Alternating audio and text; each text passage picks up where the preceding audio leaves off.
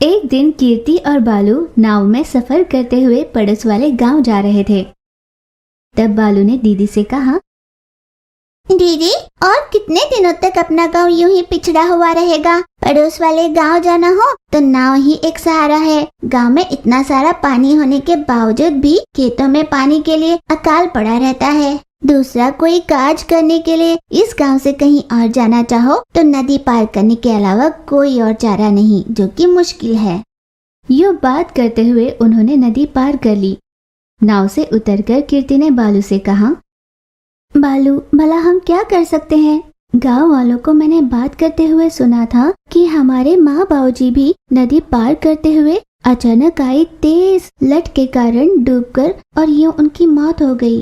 सुना है गांव वाले कई बरसों से इस नदी पर ब्रिज बांधने की सोच रहे हैं, पर इस गांव के शासकों ने सरकार से मिली सारी रकम खुद खाकर इस ब्रिज के काम को जैसे का तैसा रहने दिया। ऐसे में नाव ही हमारा सहारा होगा ना? ऐसे कीर्ति ने समझाया। ठीक है दीदी, हम यहाँ पर कोई काम ढूंढने आए हैं ना। अपने गांव में तो राजनीति चलती रहेगी।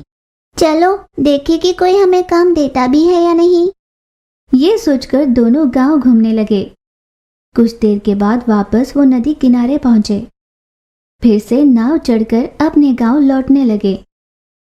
इतने में अचानक जोरों की हवा चलने लगी और ये नाव भी ठीक से नहीं चल रही है, इधर उधर डोल रही है। क्या इस हवा को चीरते हुए हम किनारे पहुंच पाएंगे? घबराए हुए बालू ने दीदी से पूछा। बालू, घबरा मत, अब हमारा रखवाला भगवान ही है, वही होगा जो वो चाहेगा। यूं दोनों बात कर ही रहे थे कि एक बड़ी लट आई और उनके नाव को उल्टा गई। कीर्ति और बालू पानी में बहने लगे। कीर्ति और बालू बड़ी मुश्किल से हाथ पैर मारते हुए तैरते तैरते किनारे तक तो पहुंच गए। दीदी, बाल बाल बच गए, वरना अपनी जान चली जाती। यूं घबराते हुए बालू ने कहा। हाँ बालू, मैं भी बहुत डर गई थी।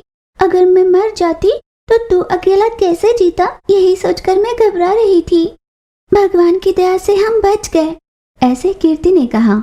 नदी में तैरते हुए बॉटल्स को देखकर बालू ने कीर्ति से कहा, दीदी, नाव लकड़ी के चकले से बनाया जाता है ना, जो पानी में भीगकर भारी हो जाता है और फिर नाव इधर उधर डोलने लगती है।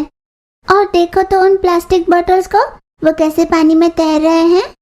प्लास्टिक बॉटल्स भारी नहीं होते ना,